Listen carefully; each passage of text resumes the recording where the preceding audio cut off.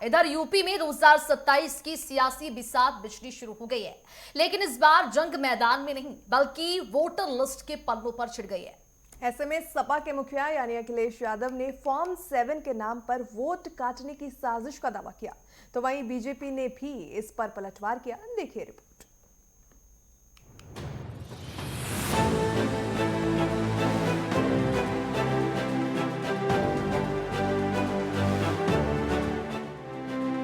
UP की सियासत में फॉर्म 7 सियासत का बाजार गर्म है। सपा अध्यक्ष अखिलेश यादव ने प्रेस कॉन्फ्रेंस कर सीधे चुनाव आयोग और बीजेपी को कटघरे में खड़ा कर दिया। अखिलेश का दावा है कि सूबे में बड़े पैमाने पर पीडीए यानी कि पिछड़ा, दलित और अल्पसंख्यक के वोट काटे जा रहे हैं। उनका आरोप है कि प्रिंटेड फॉर्म के जरिए ऐसी धांधली हो रही है। फॉर्म 7 को लेकर के पूरे प्रदेश से जगह जगह से खबर आ रही है और जानकारी और जो सूचना मिल रही है उसमें भारतीय जनता पार्टी बड़े पैमाने पर धांधली की तैयारी कर रही है। जिस समय से मुझे ये सूचना मिलना शुरू हुई उसी समय पर सोशल मीडिया के माध्यम से हम लोगों ने जानकारी हासिल करा दी और सोशल मीडिया के माध्यम से शिकायत भी की।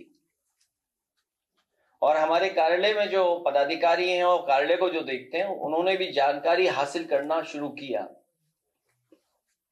और चुनाव आयोग को लिखित शिकायतें दी हैं। अखिलेश यादव ने मांग की है कि अब तक जमा किए गए सभी फॉर्म 7 निरस्त किए जाएं। उनकी मांग है कि फॉर्म पर होलोग्राम और नंबरिंग होनी चाहिए ताकि कोई भी हेराफेरी ना हो सके। हमारी मांग है कि डाउनलोडेड फॉर्म के सत्यापन की कोई वैकल्पिक व्यवस्था हो।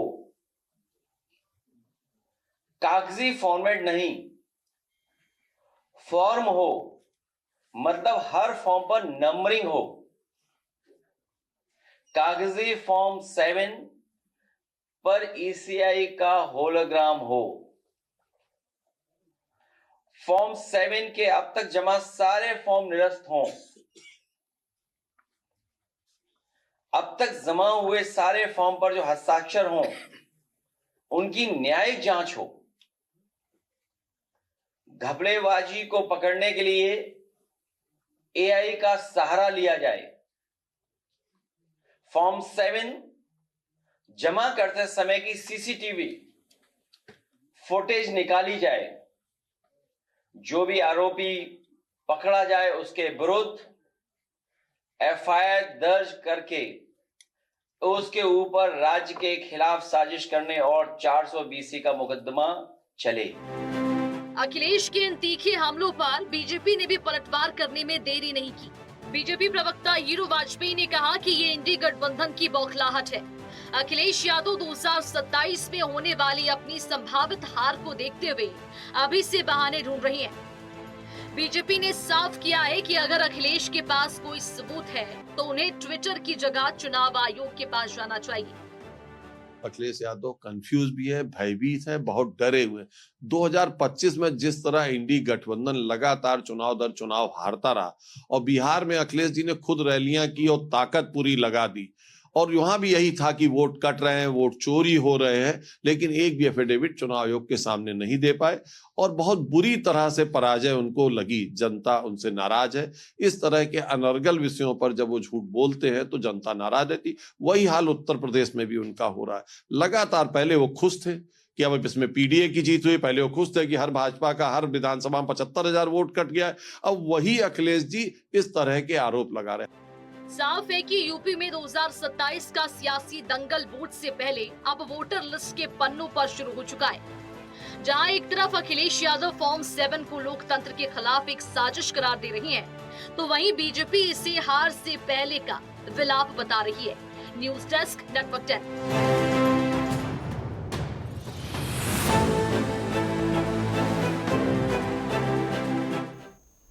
और चलिए इसी पूरे मामले पर ज्यादा जानकारी के लिए लखनऊ से स्टेट हेड राघवेंद्र प्रताप सिंह हमारे साथ जुड़ चुके हैं। राघवेंद्र, क्या कुछ जानकारी है? जिस तरह से अखिलेश यादव ने फॉर्म 7 को लेकर बीजेपी और चुनाव आयोग पर निशाना साधा है, लोकतंत्र को की भावनाओं को ठेस पहुंचाने का उनका आरोप है, क्या कुछ जानकारी इसको लेकर?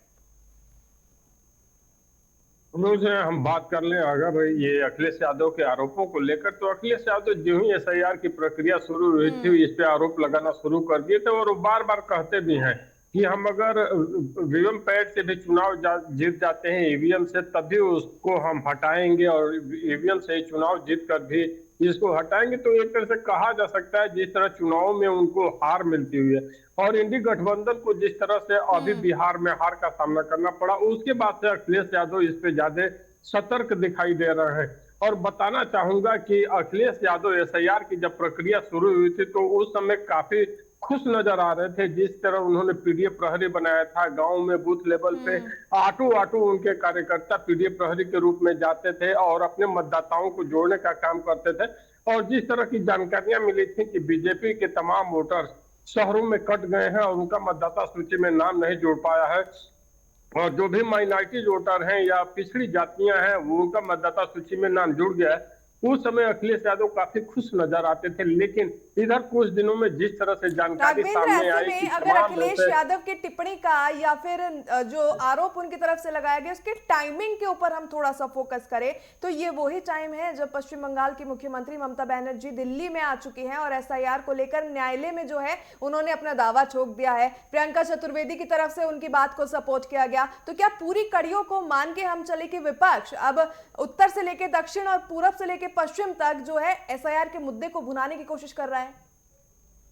बिल्कुल, क्योंकि एसआईआर की जो प्रक्रिया उसमें नेटवर्क 10 की टीम ने मुख्य निर्वाचन अधिकारी रणदीप रेणुआ से भी मुलाकात की थी और उन्होंने नेटवर्क 10 से भी बताया था कि ये पूरा मामला पूरी तरह ईमानदारी, पारदर्शिता, निष्पक्षता के साथ है और हर राजनीतिक दल के, चाहे वो समाजवादी पार्टी हो, बसपा हो, कांग्रेस हो, आरएलडी हो, तृणमूल कांग्रेस हो या जितने भी राजनीतिक दल है, सबके बीएलओ भी बीएलए के साथ, जो निर्वाचन आयोग के बीएलए है उनके साथ रखे गए हैं कि आपके किसी भी मतदाता का वोट न कटे, ये सुनिश्चित करें। तो ऐसे में फिर अचानक ये आरोप लगाना कि अब पिछड़ों के वोट काटे जा रहे हैं, माइनॉरिटी के वोट काटे जा रहे हैं, इतना जरूर है कि कल जब अखिलेश यादव ने डीएम और कमिश्नर पे आरोप लगाए कि इनकी मिलीभगत से वोट काटने का प्रयास हो रहा है, तो सवाल खड़ा हुआ। राघवेंद्र, जिस तरह से अखिलेश यादव आरोप लगा रही हैं, उन्होंने एक बयान भी दिया जिसमें उन्होंने कहा है कि चुनाव आयोग को अपने बिल्डिंग पर अब बीजेपी का झंडा लगा देना चाहिए। इस पूरे मामले के बाद क्या बीजेपी की ओर से कोई प्रतिक्रिया निकलकर सामने आई?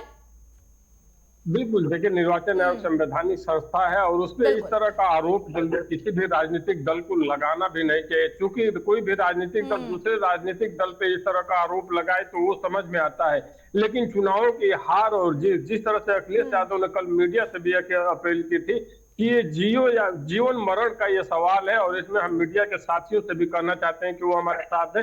तो इसी से आसानी से समझा जा सकता है कि जो 2027 का उत्तर प्रदेश का विधानसभा का चुनाव होने जा रहा है, अगर जोर देके किसी चीज के ऊपर फोकस करें तो मुद्दा यही निकल कर आता है कि अपनी राजनीति के चक्कर में इस देश की लोकतांत्रिक जो संगठन है उनके ऊपर आरोप प्रत्यारोप लगाना या किसी भी तरीके के छल का आरोप लगाना किस हद तक सही हो जाता है। बहुत बहुत धन्यवाद फिलहाल आपका तमाम जानकारियों के लिए।